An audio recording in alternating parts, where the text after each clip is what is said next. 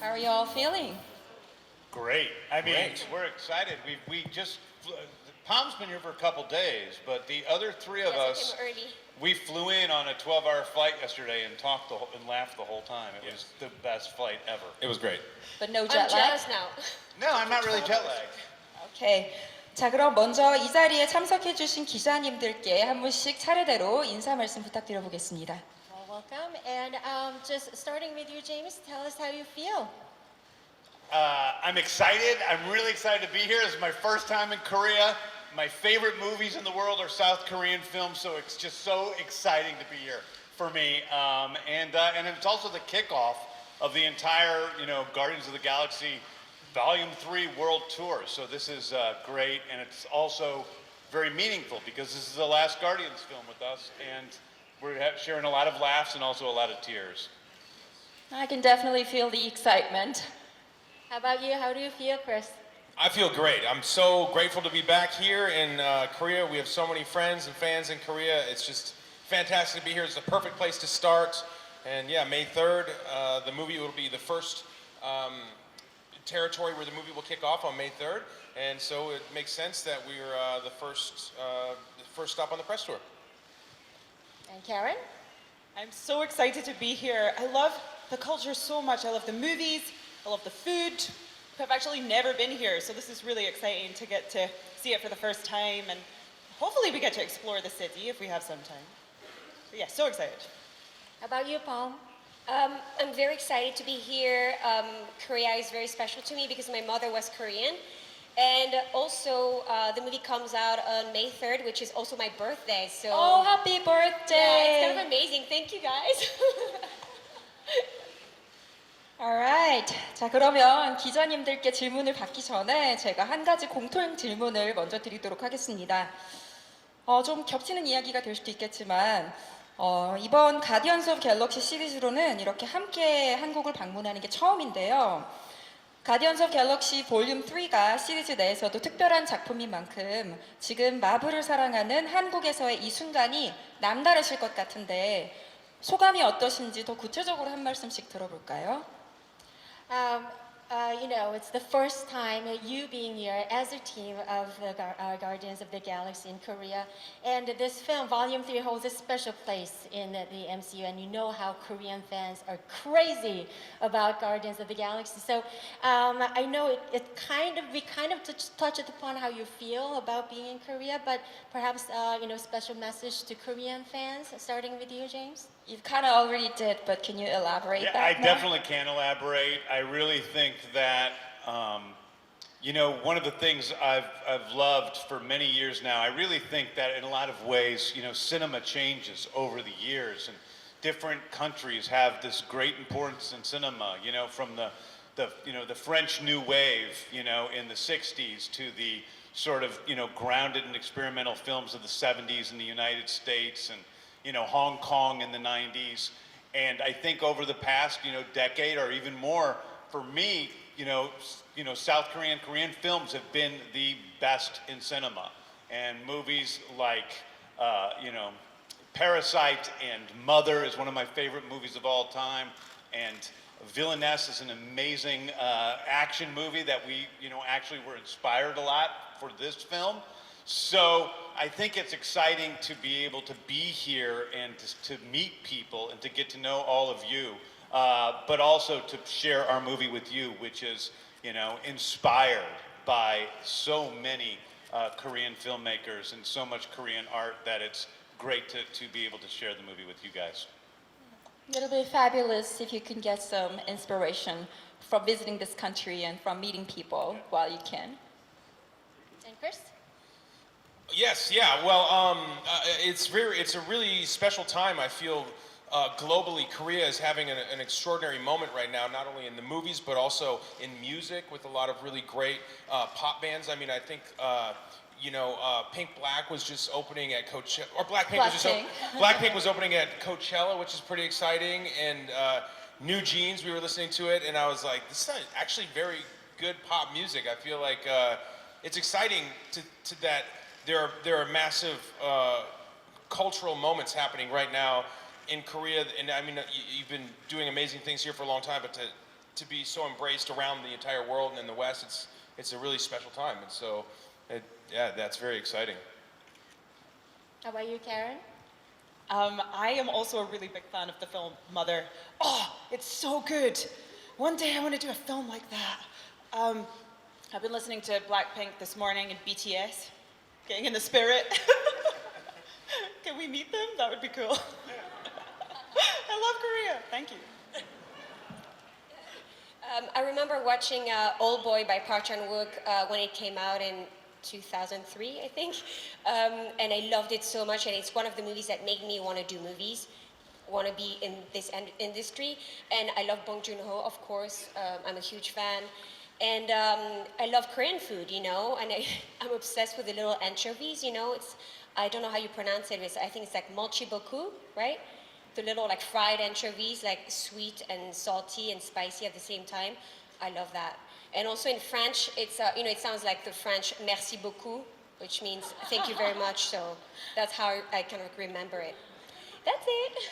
Yesterday, Pam was sending me, she was here for a day before us, and so she was sending me all sorts of videos of all the Korean food she was eating as she was eating it. It'll be awesome if you could share the videos on your Instagram as well. Oh my god. Yeah, it's kind of like boring. It's just like, hurry up! Like, there's like bulgogi, you have to eat it and come like already. Thank you so much for sharing your love towards Korea, but we have to take questions from the floor from now on. 그럼 기자님들께 이제 질문을 받도록 하겠습니다. 본 영화에 대해서도 이야기를 나눠야 되기 때문에요. 질문을 받도록 할 텐데 손을 들어주시면 저희 진행 요원이 마이크를 전달해 드리도록 하겠습니다. 그리고 질문하실 때는 반드시 소속 매체명과 성함을 함께 말씀해 주시기 바랍니다. 자, 질문 있으신 분, 첫 번째 질문 어느 분께 받을까요? 네, 가운데 계신 여성분. 네, 안녕하세요. 저는 노컷뉴스 최영주라고 합니다. 저 감독님께 질문 드리고 싶은 게 있는데요. 그 예고편하고 푸티지만 봐도 좀 이번 영화는 로켓에 대한 감독님의 애정이 좀 가득 담긴 것처럼 느껴졌는데요. 시리즈의 마지막을 로켓의 기원으로 마무리하고자 하신 이유가 궁금하고, 또 하나는 그 가오갤하면 음악을 빼놓을 수가 없는데 전작들에서 너무 많은 명곡들을 들려주셔서 그만큼 좀 이번 영화의 음악 선곡을 하는데 좀 어려우셨을 것 같은데, 이번 영화 속 노래들 좀 어떻게 선곡하셨는지 말씀 부탁드립니다. This question goes to James. Watching the trailer and as well as the footage that we watched yesterday, I can see that, you know, we go back to the origin of Rocket. And how did you come to choose the origin of Rocket to be at the finale of this series, and the reason why? And second question is about the score, the background music, the music of the series, you know, and we've listened to some of the masterpieces through your films, and I'm sure that was a challenge for you because this time around, you know how the expectation is really high, the bar is really up, you gotta, you know, feed in what they want, and, you know, how was the process for you and how did you select those music? Sure. Well, you know, Rocket is really important to me. I relate to Rocket a lot. He's an angry little guy who doesn't feel like he belongs in this world. He doesn't know how to connect to other people, and that has been me for much of my life. And he's the ultimate outsider, and okay, it's making me gonna cry. I really love Rocket. And when I took this job on back in 2011 or 2012, it was Rocket's story that drove me to tell the Guardians story. You know, we think of the Guardians as funny and fun and comedy, music and joy, and all those things are real. But at the same time, there's also this very sad little creature at the center of it. And this movie is an exploration of that sad creature, how he came to be, how he became so angry, where he came from, and where he's going to go eventually. And sort of tells the story of all of these other characters around that story of Rocket. So I feel like, you know, we knew that this was the last iteration of these Guardians. This was the last Guardians movie with this group of Guardians, and that we had to really finish it off strong. It had to be the best one. It had to be beautiful, and I feel really great about it. For the music, The music was really hard. I have to admit, it was the hardest part of this movie for me. I kept changing the songs again and again because exactly what you said, I felt pressure to keep this high bar that we've had with two big hit soundtracks on the first two movies. And this was a different soundtrack because the first two movies were based on songs that Meredith Quill gave to her baby boy, Peter Quill. And this one was given to Peter from Yondu off of a Zune. And so we had music from all different eras, not just the 70s, but we have 70s songs, 80s songs, 90s songs, and beyond in the soundtrack. And so it was a much more difficult feat, but I actually think that it might be the best soundtrack. And so far, the few people that have seen it seem to think that's the case. So I'm excited for you guys to hear it. I had a chance to listen to the entire soundtrack on Spotify, and yeah. if you may allow me, I gotta say you lived up to the expectations. Thank you. I enjoyed it a lot. Thank you so much. 네, 다음 질문 받아보겠습니다. 손을 들어주시면 마이크를 전달해 드릴게요. 네, 남성분.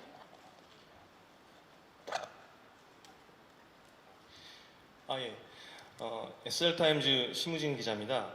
그 감독님을 포함해서 모든 분들에게 좀 질문을 드리겠는데요.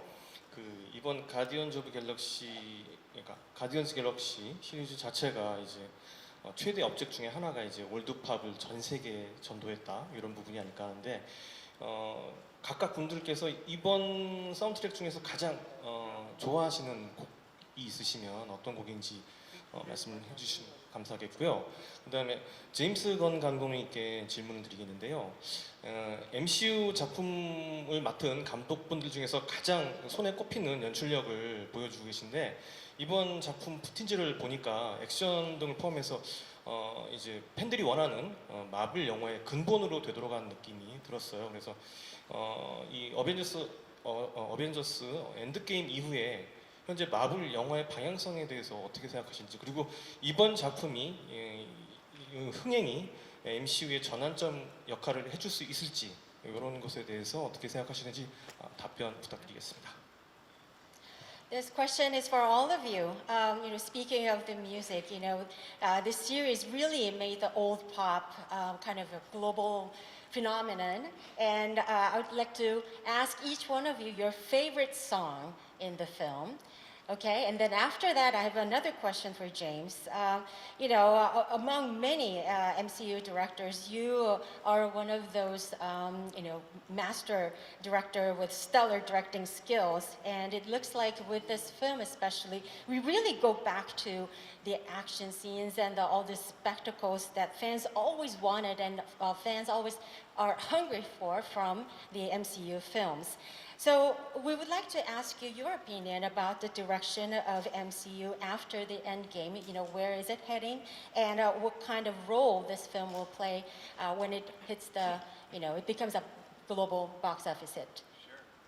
You guys want to talk about what's your favorite song from this movie? My first concert that I ever saw as a kid was Radiohead, and so Creep, which is the song that opens the film, it's definitely a different tone than what you're used to in a Guardians of the Galaxy film, but this film in itself has a unique tone, and that really, to me, is probably my favorite song because it reminds me of the time that I saw Radiohead when I was a teenager. For me, it's the same. It's Creep, and I think it opens the movie in such a beautiful and emotional way, and I think we all, at times feel like creeps and like weirdos. And we feel like we don't belong, and we feel like, we're different. And I felt that way also. And I feel like it's universal, And and sometimes I say, we're not superheroes, we're super weirdos, So this goes with, that touches me a lot, this song. I heard from one of your interviews that every time you watched the opening sequel, you cried at the music. Which one? Every time you watch the opening sequence. I mean, I cry a lot, so it's possible. She cries at everything. It's not. But not as much as Karen, I don't think. Karen cries the most on set. I am always ready to cry. I don't know what that says about me. It's just always bubbling under the surface. That was good. It's cathartic.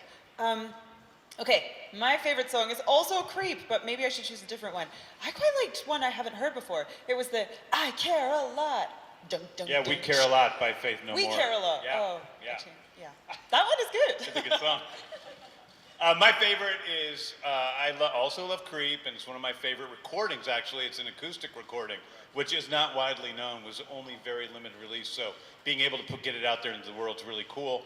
I think Florence and the Machine's Dog Days Are Over is probably one of the top 5 best songs of the past 20 years, pop songs. So I love that, but there's also a song by the Mowglis in the movie that played at my wedding, where all of these guys were in the audience, and it played as my wife and I, right after we had our first kiss, as we walked off the stage together. So San Francisco's the name of the song. So that one's incredibly important to me. What about the second question? Oh, the second question.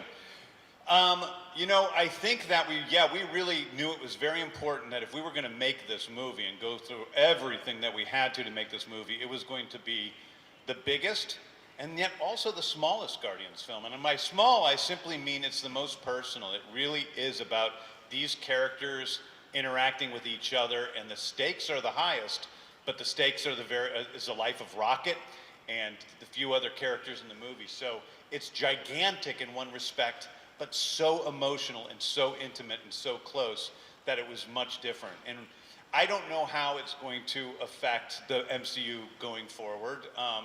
I know that the Guardians, this group of Guardians isn't going to be there in that way anymore. But I also think that, hopefully, I would like to see more MCU movies that have more, and just big spectacle films and superhero movies in general that have more emotion to them, as well as the big action and the spectacle. I want to also really care for the characters. I like the humor, I like all of that, but what I really want to see is a little bit more emotion in the movies, and I think that would be really great. 제가 질문을 한 가지 드려보도록 하겠습니다. 크리스 프랫님에게 질문하는 건데요. 이 작품의 예고편을 보니까 스타로드가 많은 일들을 겪으며 더욱 성숙해진 느낌을 받았습니다. 더불어 감정적으로 폭발하는 장면도 볼 수 있었는데요. 가장 중점을 두고 연기한 부분이 있다면, 그리고 이전 시리즈와의 최대 차별점은 무엇인지 듣고 싶습니다. This is for you, Chris. Watching the trailer, I could see that your character kind of reached he looks mature. He looks more mature than before. And there's a scene where the character really explodes with emotions. So perhaps this time around, perhaps your focus in terms of characterization changed. So what was your focus in terms of the preparation? And what makes Star-Lord in the Volume 3 different from the previous two? Thank you for using the term mature. I don't get called mature that often, so I appreciate it. The preparation for this version of Star-Lord really comes down to, like any time you're preparing a project, the evidence in the script of what you need to accomplish. I really appreciate James Gunn's writing and directing style, and we're so grateful that he's done all 3 films.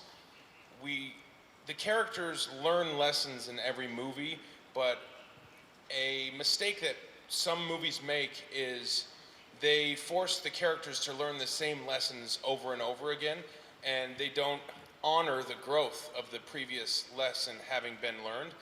And I think in our trilogy, that growth has continued to build on top of the previous growth. And so we are seeing a more mature version of Star-Lord. He's been through so much. The first film focuses on the origin story of the Guardians of the Galaxy, of a young man learning to care about something more than himself, be part of a team, and to explore his maternal lineage. The second film focuses on the paternal lineage of his father, and then the third film really is about self.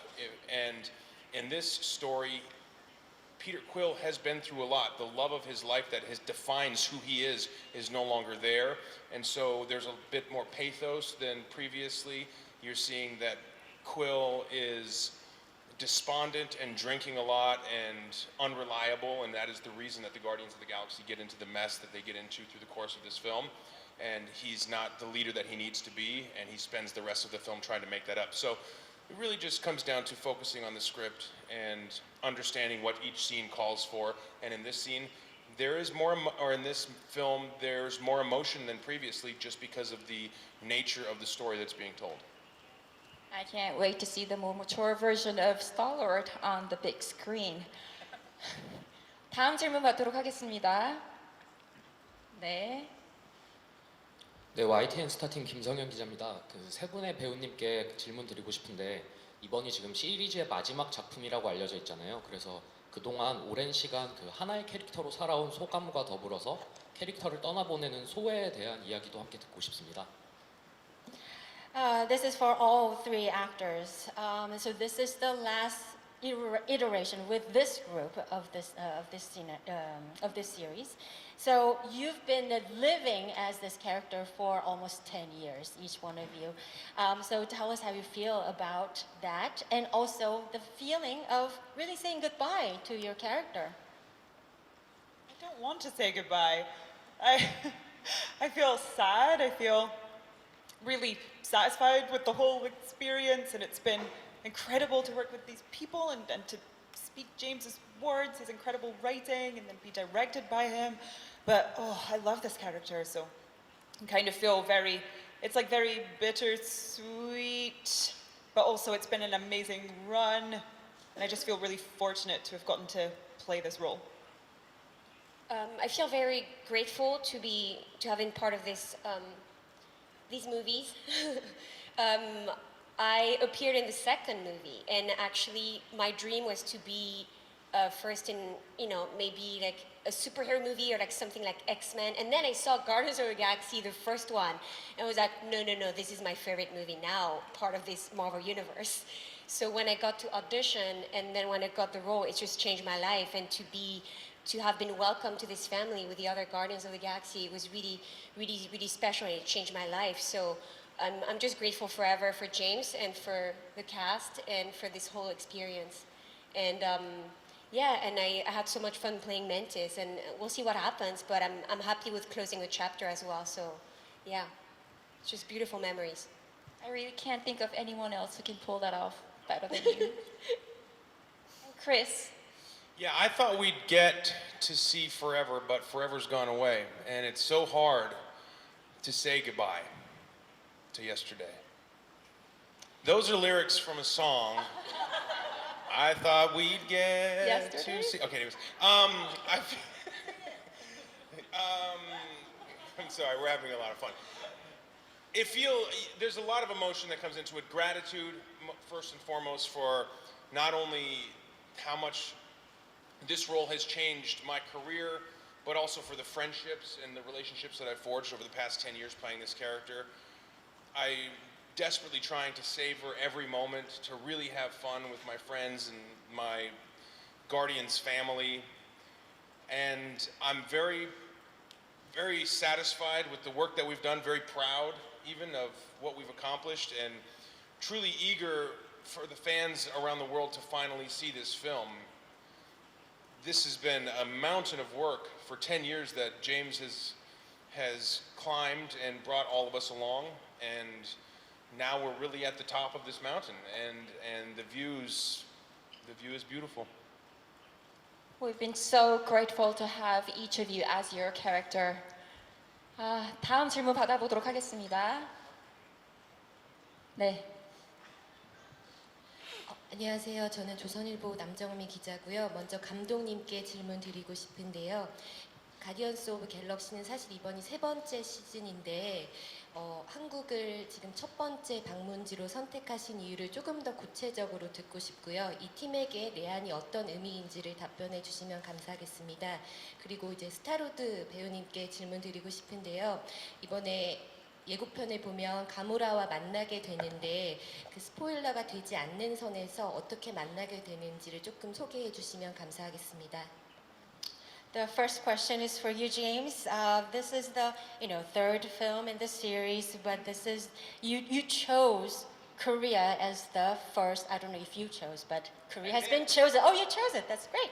So you chose Korea as the first destination of your global tour. So why? You know, why coming to Korea for the first, as a first destination? And also, Chris, it would be great if you can kind of, you know, just explain a little bit without spoiling the movie about being reunited with Gamora, because that's a surprise. It would be great if you can explain that. So I came to Korea. We came to Korea because I wanted to come to Korea. So I've always, I've just, like I said before, I really am an enormous fan of Korean cinema, and I've met a lot of people from Korea. I have a lot of friends in Korea. I've just never been here, and so I was excited because of that. But I also knew that the Korean fans have been amazing and wonderful supporters of the Guardians all throughout the time. So I thought, we're only going to do this one last time, so let's go to Korea because we haven't been here yet. So I'm really excited that, you know, like we said, we could kick off here. You're always most welcome in Korea. I'll be back. Yeah.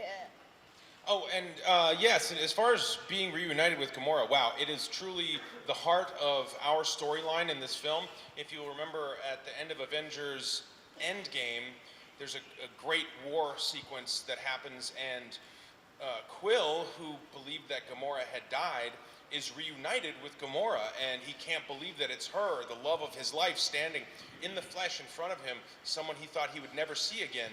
And she does not know, is this okay to talk about? Yeah. She does not know who he is, because the version of her that has come back is a version of her that never met Peter Quill. So the love that I've felt for her and that has helped to define who I am is unrequited, and that's a very painful place to be, and especially because Peter Quill knows how much finding this family meant to Gamora, because it meant the same to him. It was what defined who we were. The family that we became was really rooted around the love that we had for one another, and it was a family that we'd found, and I so desperately want, because I love her so much, for her to feel that again and to want that again. And so the journey on this film is Quill trying to put the genie back in the bottle, and you get to see whether or not that works.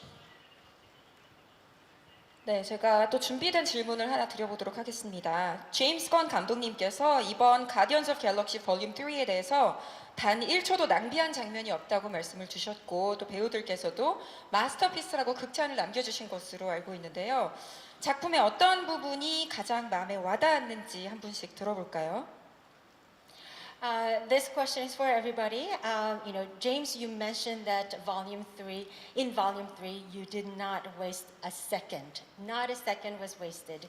And, it's been read in the many interviews that cast members also praised the film as a masterpiece. So it'd be great if you can, one by one, tell us which element or which aspect of the film really resonated with you so powerfully that made you say something like that. I mean, there's so many pieces that resonate. I mean, I think the relationship that Chris was talking about with Gamora is so touching. There's a scene in the movie that makes my wife cry every single time she's seen it, which has been 15 times or so far. There's the relationship between Nebula and Drax and Mantis, and Nebula's very harsh on them, and they're both goofballs, really. And so, like, that interaction is a beautiful thing. But there is a scene in the trajectory of Rocket's story, where Rocket, something that we haven't talked about very much, but Rocket has, not only through the Guardians movies, but through the Avengers movies, through all of through the Thor film, through all of them, it was very important to me that Rocket is still he doesn't really empathize with other people very well. He has feelings for his friends, and he'll go out of his way for them. But outside of that, his compassion doesn't extend very far in this world.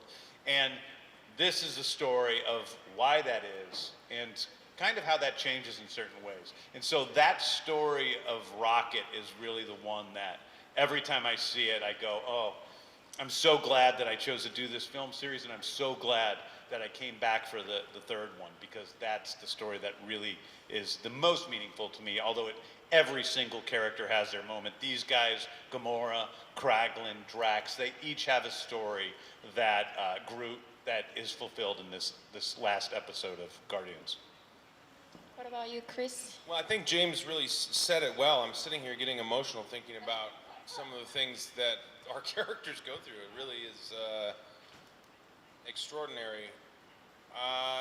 Particularly for me, not to be biased, but I happen to love my own storyline, of course. I focus so much on bringing it to life, and so that's exciting. But truly the catharsis of 3 films coming together.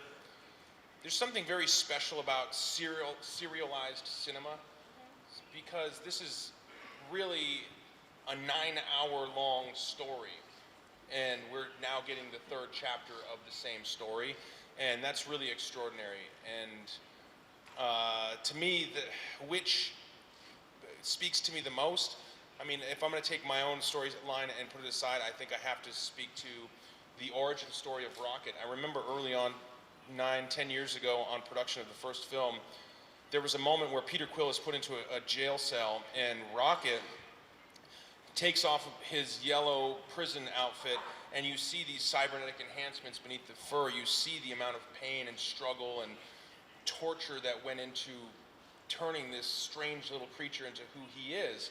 And I remember James very adamantly expressing to me the importance that we feel empathy for this character, because it's hard to imagine now, but Rocket is an animated character, and up until Rocket came out, most animated characters didn't evoke the emotional response that was required by Rocket in order for this film to work. If it's just a cartoon Rocket and you're looking at, you know, Daffy Duck or Bugs Bunny or some animated thing that doesn't really cause you to feel true emotion in your heart, then it wouldn't work. And so I remember seeing Rocket and knowing that it was important to exhibit the pain that and the empathy you would feel for looking at anybody who'd been through so much. And so now we really get to see that come full circle. We get to explore the origin of Rocket, and for that reason, it really moves me and makes me very proud of James for putting so much trust and excited that Marvel was willing to put so much trust in allowing the story of this animated character, but who is a very real character, to carry the weight and the emotional through line of this 3rd installment. Now that you're talking about it, I really miss him. It would have been really wonderful if you could have I know been he should joined have by his own Rocket in chair this trip. here, like a little chair here, little Rocket, like asking Say hello to questions. him. I want that to happen. I'm just like, I'm kind of sad. Rocket, where are you? Karen? Karen? Well, actually, me and Pom read the script together for the first time. So we sat in my living room and both cried at the same time, laughed at the same time. It was all of the emotions, wasn't and it? then we hid the script in the garden, I think, Oh right? yeah, that's right. Did we oh, yeah. bury the script Well, or Pom is so something? paranoid about people finding the Marvel scripts because they're top secret. I that love to she hide asked- stuff and then I can't find it. I'm like a squirrel. She does that a lot. Anyway, she asked me to bury it in my garden. I actually didn't, but I actually don't know where it is now. Oh no. Oh well, the film's You're about to come fired. out, so it's all right. But no, what really resonates with me is just all of the characters. Like, everyone is just given so much care and weight and time and development, and like, you know, that's a testament to your writing, James. It's like everyone just has such an amazing arc, and there's so many dimensions to each character that I just connect with everyone in the movie on some level. Yeah, what moved me a lot is Rocket's resilience too, and when you see the flashbacks of his childhood and what he's been through and how much he suffered, and how he was able to go through that, and you know when you go through trauma too, that you develop like something that will be like sarcastic, you know, you laugh through the tears, and I think I relate to that, and I think it's such a beautiful story, and you know. I mean, yeah. It's also emotional to talk about this right now. Well, as much as I hate to let you go and hate to close this off, this is going to be our last question from the floor. Okay. 저 시간 관계상 마지막 질문을 받아보도록 하겠습니다. 네, 맨 뒤에 계신 분. 네, 안녕하세요. 일간스포츠 정진영입니다. 저는 폼 배우님이랑 카른 배우님 그리고 감독님께 질문이 있는데요. 먼저 푸티지를 보니까 이제 오프닝부터 액션 시퀀스가 엄청나던데 이제 그때 네뷸라가 굉장한 활약을 하는 것 같았어요. 그래서 카렌 길런 배우님은 뭔가 이번 3편에서 약간 인상 깊게 볼만한 관객들이 주의를 기울여서 볼만한 액션 장면이 있으면 소개해 주시면 감사할 것 같고요.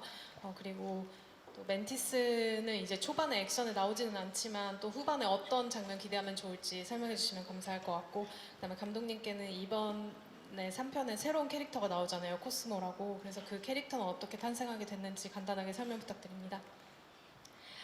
This question is for Pom, Karen, and James. You know, we watched the footage and the action sequence is just amazing. And Nebula, you really, it's so striking how your action sequences are so amazing on the big screen. So could you tell us what you're most excited for the audience to see in terms of the action that Nebula is going to carry out? And Mantis, and also, you know, you appear in the footage that we watched. You know, you appear in the latter part, but so what do you want the audience to look forward to seeing in terms of your action sequence too? And James, it'd be great if you can share the birth or how Cosmo was able to join the gang. I hate to say this, but we're almost out of time, so can you make your answers as brief as possible? Okay, I'm really excited for people to see Nebula's new arm in action because it's powerful, and that's all. Mantis gets to kick ass, but she was already kicking ass in the holiday special. Thank you, James. You're welcome. And so she kicks ass, but also there's comedy with the fight, which is really cool to do. So yeah. And Cosmo is a telekinetic dog that appears in the comics. She's played by Maria Bakalova, who was in the second Borat film. And I was always really excited. I love dogs, so I was always really excited to bring her to the screen. She has a very special, you know, friendship with Kraglin in the movie that you get to watch play out. And so she was the Guardians Now Live in Nowhere, the giant celestial head that used to belong to the Collector in the first movie, and he sells it to them, and that's where they live. And they sort of collect all of these outsiders from around the galaxy that have nowhere else to go. And they all live in this house, in this head, and Cosmo came with the head. 네, 이야기가 너무 재미있어서 계속 이어가고 싶지만 저희가 시간이 다 됐기 때문에 아쉽게도 여기서 차츰 마무리해야 될 것 같습니다. 마지막으로 한국에 오신 이분들께 한마디씩 짧게 한국 관객들에게 전하는 메시지 들어보도록 하겠습니다. So before we close, it'd be great if we can go one by one and say a few words to say hi to Korean fans and any special Some parting message comments? to Korean fans. Parting comments? Yep, I mean, What do I do? you're saying hi to the Korean Say fans, hi to and the any Korean special Saying message. goodbye. Where do I look? Hi, Korean fans. Mantis loves you. What did you just say? She said, We love you back. Sleep. Everyone sleep now. Sleep now. James, Should I? Oh no. go ahead, Karen. Hello, Korean fans. Nebula also loves you very much, and she doesn't love that many people, so that's a pretty big deal. Thank you, Korea, for being so welcoming always and being such passionate fans. We're so grateful to have you to start our press tour here. It's a perfect place to start our press tour. And thank you so much. We truly love you. We made this movie for you. So come check it out. It's May 3rd, and we promise it's truly going to be the most amazing cinematic experience of the whole year. yeah, I really hope that Korea enjoys seeing this movie, even a small fraction as much as we enjoyed making it. This one is 100% for the fans. This is for all the people that have supported us over the years, and I am so excited that the Korean fans are a big part of that. So I can't wait for you guys to see this in theaters on May 3rd. The very first people in the world to see it. Thank you so much for your genuine, heartwarming, and fun answers. And I'm sure the movie will knock the socks off of everyone. Thank you so much for coming to 감사합니다. Korea. Thank you. 감사합니다. 감사합니다. 네, 개봉까지 너무나도 기다려지는데요. 배우님들, 감독님 이제 퇴장하시